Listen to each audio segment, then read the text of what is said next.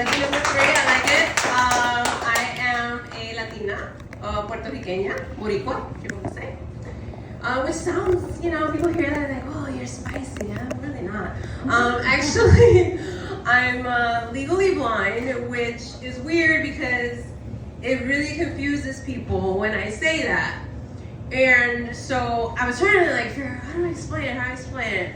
So this left eye, which I lovingly call my zombie eye, or White Walker, is pretty much just ornamental. And then my right eye, it's almost like you're looking through a very small pinhole. Like I'm looking like this, up, down, maybe like a penis hole. I don't know. Anyway, so I'm divorced, and I started online dating, which is really hard because a lot of these profiles, you're really trying to figure out whether they're actually real. Most of them seem to be kind of like a work of fiction. So trying to decipher through that, I saw this one that was I was like, oh wow, this guy must be really hot. It was like this, he had this sort of really cool tattoo. There was like a tiger or a lion or something. I was like, oh man. I was like, okay, let me just message a little bit.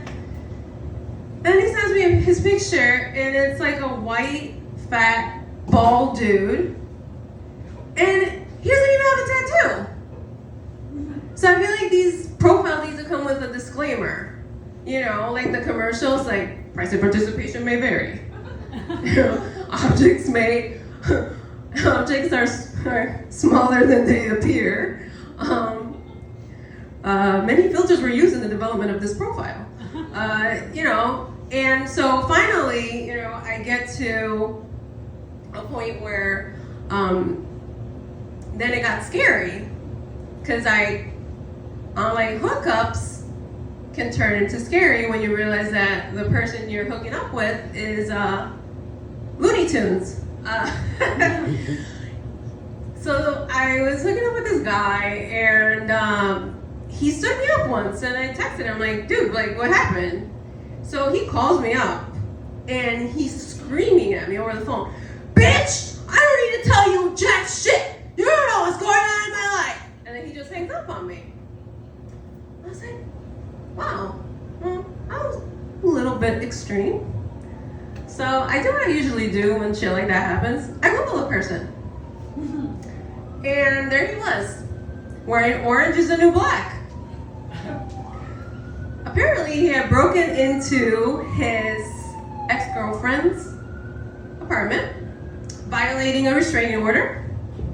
I was like, okay, shit, this is not good. I keep reading, and it gets worse.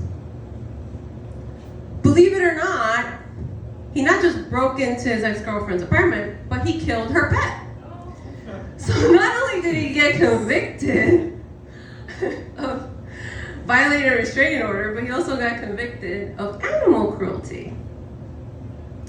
So I was like, fuck.